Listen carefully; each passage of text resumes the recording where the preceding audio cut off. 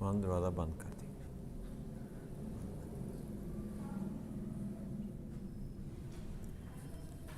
نحمدہ ونصلی علی رسولہ الامین المکین الحنین الکریم الرؤوف الرحیم، اما بعد فاعوذ باللہ من الشیطان الرجیم، بسم اللہ الرحمن الرحیم۔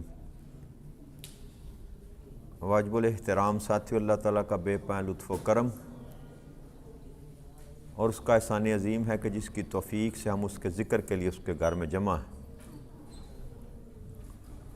آج اللہ کی توفیق سے ہم سورہ بقرہ کی آیت نمبر 178 سے اپنے سبق کا آغاز کریں گے۔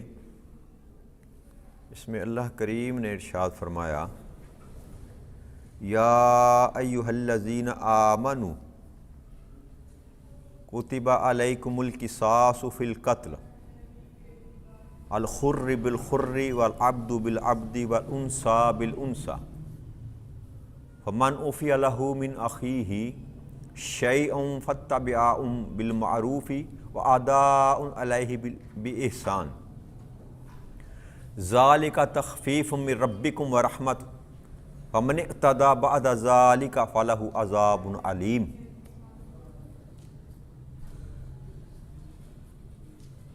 اللہ کریم نے ارشاد فرمایا، ایمان والو، تم پر ان کے خون کا بدلہ فرض کیا گیا ہے جو ناحق قتل کیے جائیں۔ آزاد کے بدلے آزاد، غلام کے بدلے غلام، اور عورت کے بدلے عورت۔ پھر اگر اس کو اس کے بھائی کی طرف سے کچھ معاف کر دیا جائے تو چاہیے کہ بھلے دستور کے موافق پیروی کی جائے اور اچھے طریقے سے وارثوں تک پہنچا دیا جائے۔ یہ تمہارے رب کی طرف سے رعایت ہے، مہربانی ہے، بس جو کوئی اس کے بعد زیادتی کرے تو اس کے لیے دردناک عذاب۔ یہ آیت کریمہ اللہ کریم نے قتل کے معاملے میں حکم جو تھا وہ نازل فرمایا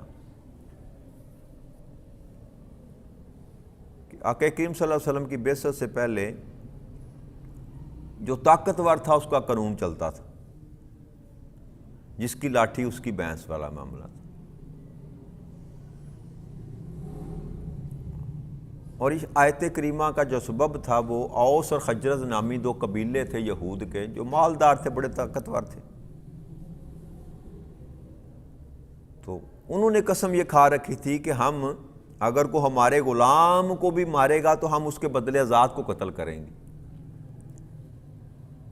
کوئی ہماری عورت کو مارے گا تو اس کے بدلے میں ہم اس قبیلے کے مرد کو قتل کریں گے۔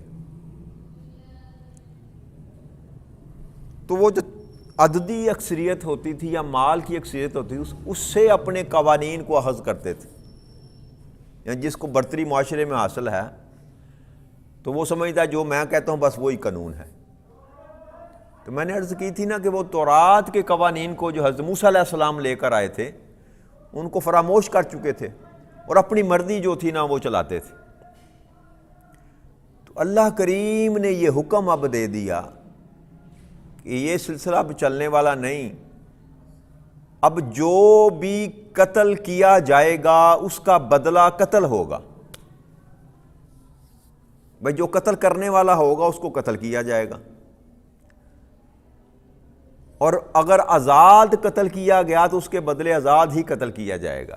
غلام قتل کیا تو اس کا قصاص غلام ہوگا، عورت قتل کی تو اس کا قصاص عورت ہوگی۔ پھر اللہ کریم نے ارشاد فرمایا کہ دوسرا اس کا قصاص کے بعد ہوتا ہے دیت۔ اس کا اللہ کریم نے حکم دیا کہ اگر اس میں سے اس کے بھائی، یعنی کہ جن کا بھائی قتل کیا گیا یا وارثان جو ہیں، کچھ معاف کر دیں تو چاہیے کہ بھلے دستور کے موافق پیروی کی جائے،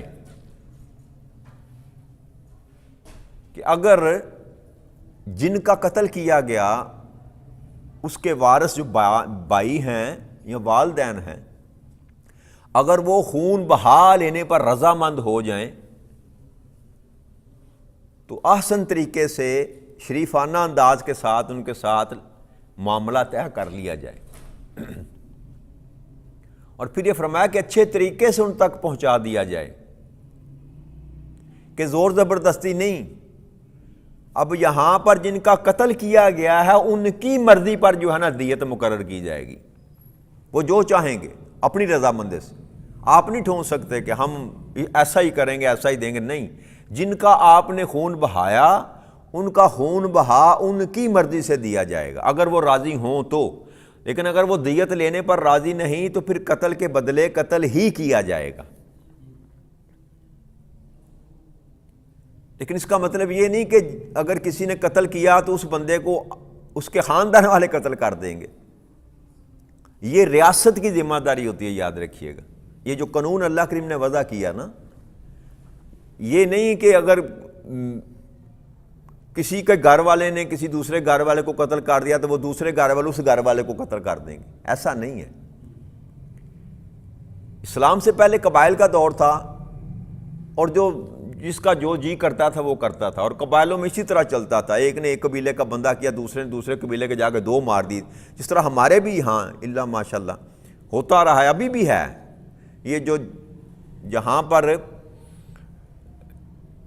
زمینوں کے جھگڑے، خاندانوں کے جھگڑے، نسلوں کے جھگڑے، جاٹ برادری اور مہر برادری، یہ جو برادریاں تھیں نا ابھی بھی ہیں۔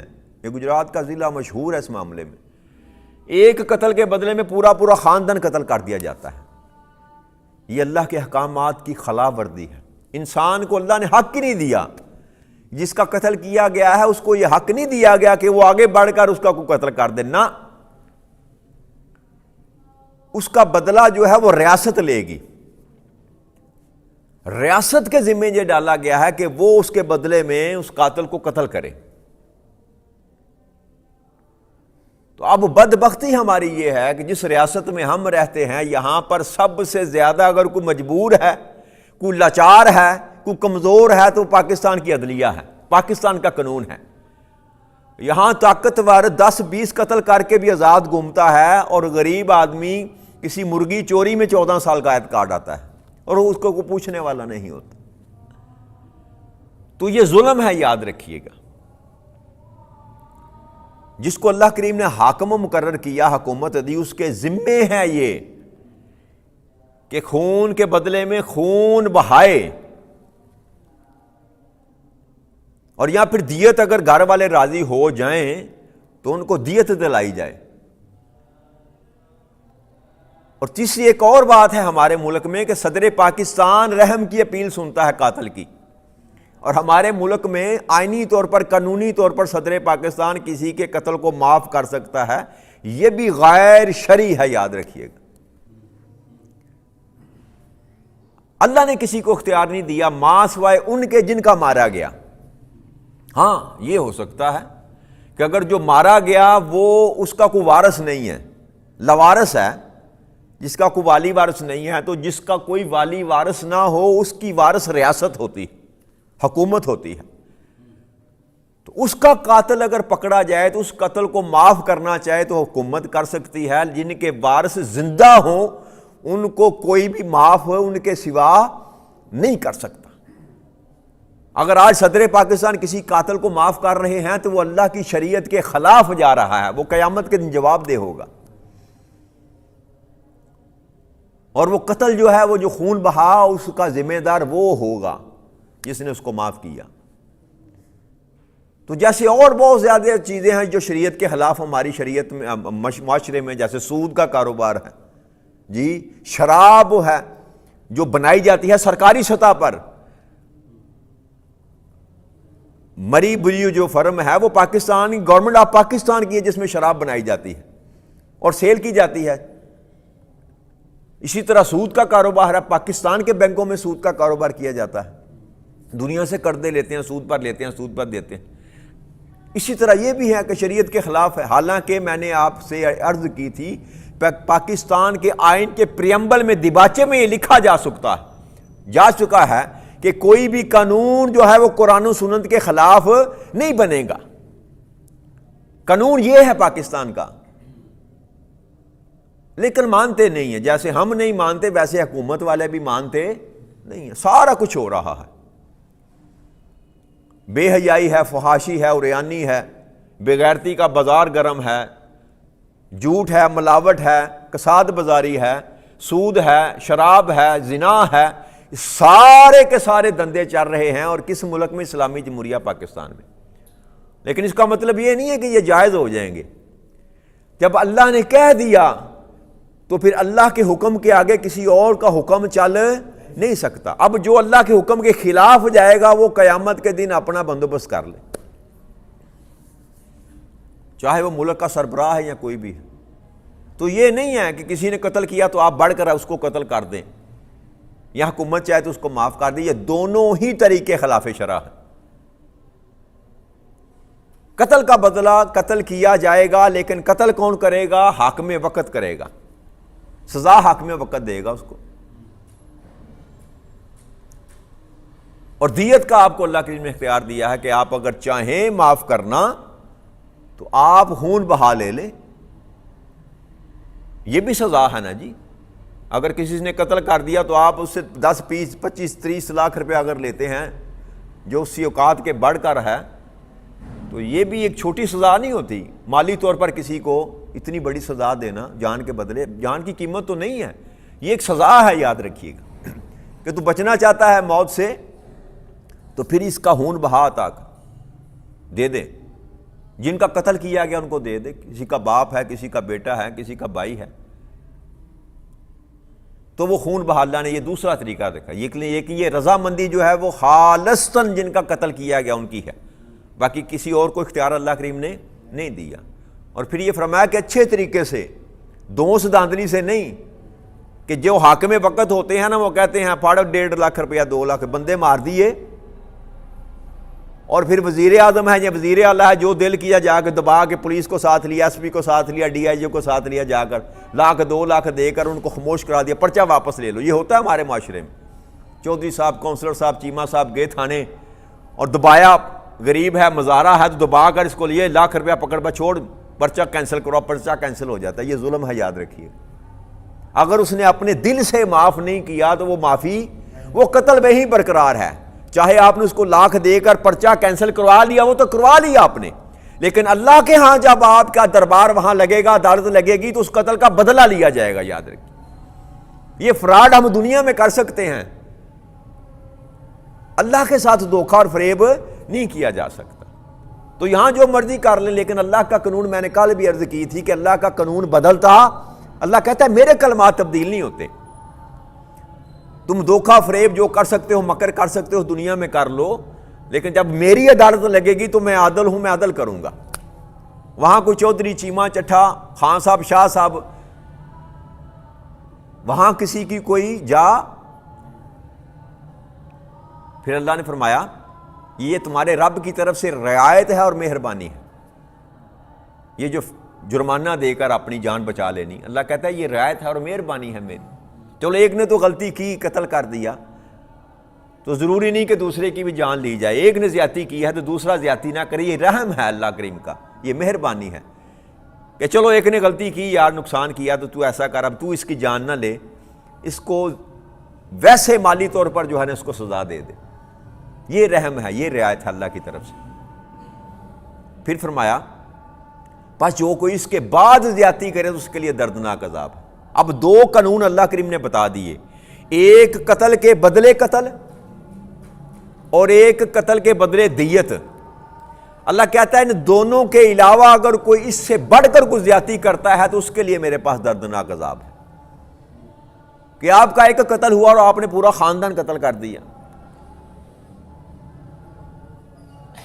یا صلح صفائی بھی کر لی اور دل میں بات رکھی اور پھر جب وہ موقع ملا پھر اس کو قتل کر دیا۔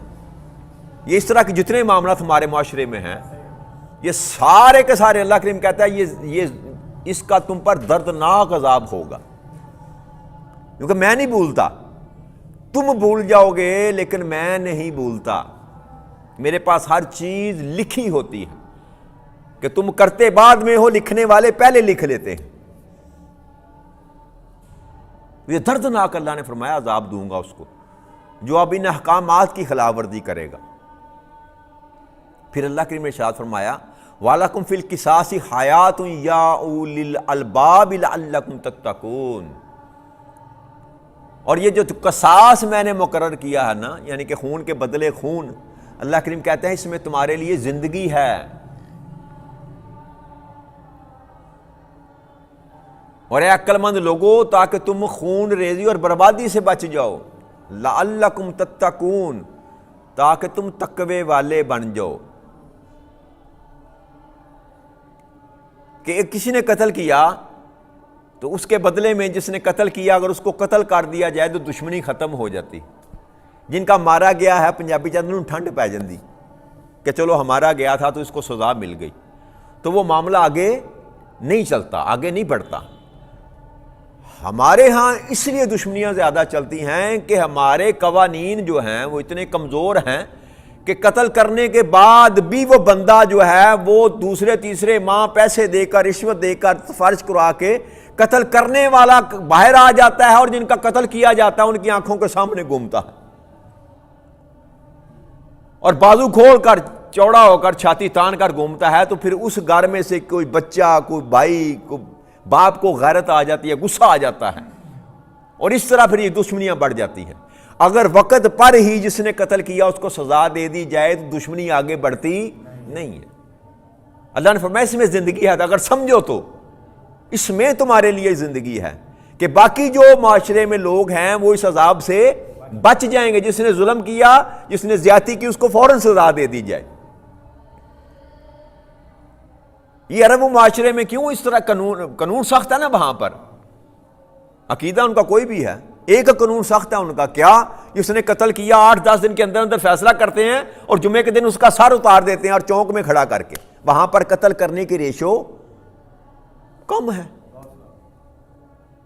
اس کی وجہ کیا ہے کہ وہ قانون اللہ کا جو تھا امپلیمنٹ وہاں انہوں نے کیا، اس قانون کی برکت سے وہاں پر بے شک ان کا جو بھی معاملات ہیں، برے ہیں اچھے ہیں، کردار کیا ہے اس کو چھوڑیں، یہ جو اللہ کا قانون نافذ کیا نا، یہ اس کی برکت ہے کہ معاشرے میں برائی کم ہے، جرائم کم ہے۔ ہمارے معاشرے میں اللہ کا قانون نافذ نہیں ہے، اس لیے یہاں برائی بھی زیادہ ہے، جرائم بھی زیادہ ہے۔ کوئی دن ایسا نہیں ہوتا جب یہاں قتل نہ کیے جائیں، اور درجنوں قتل ہوتے ہیں، رپورٹ کم ہوتے ہیں، بتائے کم جاتے ہیں، اور نہ حق مارے جاتے ہیں، تو یہاں کو پوچھنے والا نہیں، اس لیے یہاں پر جرم بڑھتے ہیں۔ تو اللہ کہتا ہے کہ اگر فوری بدلہ لے لیا جائے خون کا، قتل کر دیا جائے یا خون بہا لے لیا جائے تو آگے معاملہ نہیں بڑھتا، اس میں زندگی کی ضمانت ہے کہ باقی معاشرہ جو ہے وہ سکون میں آ جاتا ہے۔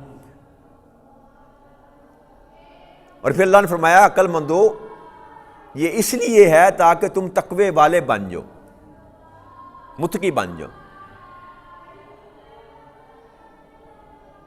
پھر اللہ کریم نے آگے ارشاد فرمایا کتب علیکم اذا حضر احدکم الموت ان ترک خیر الوصیۃ للوالدین والاقربین بالمعروف حقا علی المتقین، کہ تم پر فرض کیا جاتا ہے کہ جب تم میں سے کسی کی موت قریب آ پہنچے اور اس کے پاس کچھ مال اس نے چھوڑا ہو، مال ہو، دولت ہو اس کے پاس، تو وہ اپنے والدین اور قریبی رشتہ داروں کے حق میں بھلے سے وصیت کر دے، بھلے طریقے سے، بالمعروف، اچھے طریقے سے وصیت کر دے۔ یہ پرہیزگاروں پر لازم ہے، پرہیزگاروں پر لازم ہے۔ یہ جو آیت کریمہ ہے نا سورہ بقرہ کی آیت نمبر 180، یہ حکم کے معاملے میں منسوخ ہو چکی ہے۔ جب سورہ نساء میں اللہ کریم نے وراثت کا سارا نسب بیان کر دیا نا، باپ کا یہ، ماں کا یہ، بیٹے کا یہ، بہن کا یہ، بھائی کا یہ، تو یہ آیت کریمہ جو ہے نا وصیت والی، والدین اور رشتہ داروں کے خام وصیت کرنی، یہ منسوخ، حکم منسوخ ہو چکا۔ آیت منسوخ نہیں ہوتی قرآن کریم میں، لیکن اس کا حکم جو ہے وہ منسوخ ہو جاتا ہے۔ اب جب سورہ نساء میں اللہ کریم نے سارا جو ہے وراثت کا نظام دے دیا، تو اب جو ہے نا والدین اور رشتہ داروں کے حق میں آپ وصیت نہیں کر سکتے۔ اس سے پہلے تھا، جب وہ حکم نہ آیا تھا اس سے پہلے یہی تھا، کیونکہ عرب معاشرے میں بھی ایسا ہی کہا جاتا تھا کہ جو طاقتور ہوتا نا وہ سارا مال ہڑپ کر لیتا، بہن بھائیوں کو، بھتیجوں کو، بانجوں کو جو یتیم ہوتے، مسکین ہوتے، ان کو کچھ نہ ملتا، سارا غصب کر لیتے۔ تو اس لیے اللہ کریم نے حکم دیا تھا کہ اگر تم مالدار ہونا تو مرنے سے پہلے پہلے وصیت کر جا۔ کن کے لیے؟ اپنے والدین کے لیے اور قریبی رشتہ داروں کے لیے، بیٹوں کے لیے، بہنوں کے لیے، بھائیوں کے لیے۔ تو یہ حکم چلا، لیکن جب اللہ کریم نے حصے مقرر کر دیے، آگے سورہ نساء میں جب آئیں گا تو اس پر ذکر کریں گے انشاءاللہ تفصیل کے ساتھ، تو پھر یہ آیت کریمہ کا یہ حصہ جو ہے نا یہ منسوخ ہو گیا۔ اب وصیت کی جا سکتی، وصیت منسوخ نہیں ہوئی۔ والدین اور قریبی رشتہ داروں پہ آپ وصیت نہیں کر سکتے۔ ویسے آپ اپنی جائیداد کی 3 حصے وصیت کر سکتے ہیں، تیسرا حصہ کل پراپرٹی کا مالک جو ہے وہ تیسرا حصہ وصیت کر سکتا ہے، تیسرے حصے سے زیادہ نہیں کر سکتا، جس کو چاہے دے دے، لیکن وہ اولاد میں سے کسی کو نہیں دے سکتا، والدین میں سے، رشتہ داروں میں سے کسی کو نہیں دے سکتا۔ غیر کو، دور کا کوئی رشتہ دار ہے جس کا حصہ وراثت میں نہیں ہے، اس کو دے سکتا ہے، کسی مسجد کو دے سکتا ہے، مدرسے کو دے سکتا ہے، کہ یتیم کو، مسکین، جہاں خرچ کرنا چاہے۔ اللہ نے فرمایا کہ تیسرا حصہ تو خرچ کر سکتا ہے، اس سے زیادہ نہیں خرچ کر سکتا۔ تو وصیت موجود ہے، لیکن کن کے لیے منسوخ ہوئی؟ والدین کے لیے اور رشتہ داروں کے لیے۔ وہ اللہ نے حکم دے دیا کہ یہ حصہ بہن کا اتنا ہے، بھائی کا اتنا ہے، ماں کا اتنا ہے، باپ کا اتنا ہے، وہ اللہ نے مقرر کر دیا۔ اور تیسری بات جو اللہ کریم نے فرمائی کیا؟ حقاً علی المتقین، یہ پرہیزگاروں پر لازم ہے۔ پرہیزگاروں پر اللہ نے متقیوں کے لیے یہ لازم کر دیا کہ جب بھی تیرے پاس مال ہو نا زیادہ تو اس کا نبیڑا کر کے دنیا سے جایا کر، اس کا نبیڑا، بھائی کچھ نہ کچھ تو وصیت کر کے جا نا۔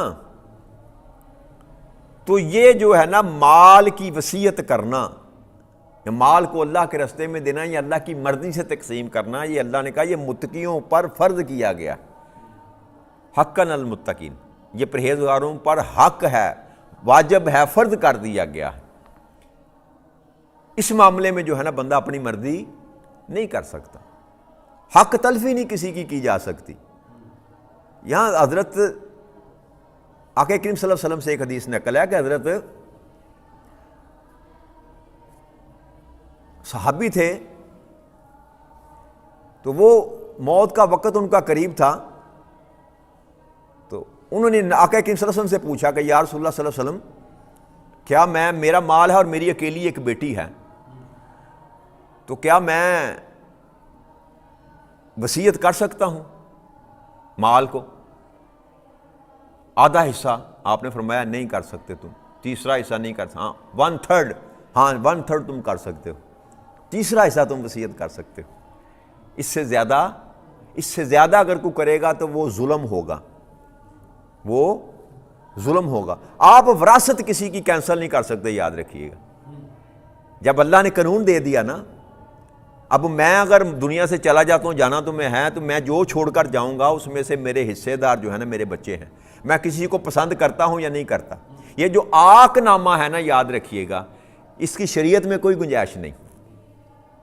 عاق نامے کی، عاق نامہ آپ کو وراثت سے محروم نہیں کرتا، عاق نامہ آپ قانون سے بچنے کے لیے دیتے ہیں کہ میں اس کے کسی لین دین کا، کسی معاملے کا ذمہ دار، تاکہ کچھ برائی کرے، کچھ زیادتی کرے تو پولیس والے مجھے نہ پوچھے، میں کہا جی میں عاق کر دیتا جی۔ لیکن عاق نامہ ہونے کے باوجود جو ہے آپ اس کی وراثت کو کینسل نہیں کر سکتے۔ کیوں؟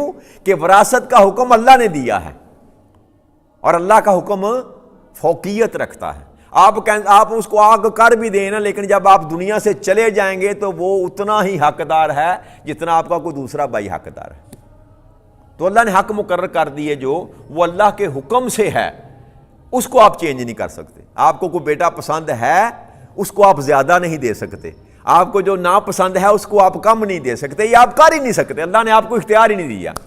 کوئی آپ کا فرما بردار ہے یا نا فرما بردار ہے، جب وراثت ملے گی تو دونوں کو برابر ملے گی، جو اللہ نے حصہ مقرر کیا، اس میں آپ کمی اور بیشی نہیں کر سکتے۔ تو باقی ان سے آگے اللہ نے چاہا تو کل مضمون کو بیان کریں گے۔ وما علینا الا البلاغ المبین۔ والسلام علیکم ورحمۃ اللہ وبرکاتہ۔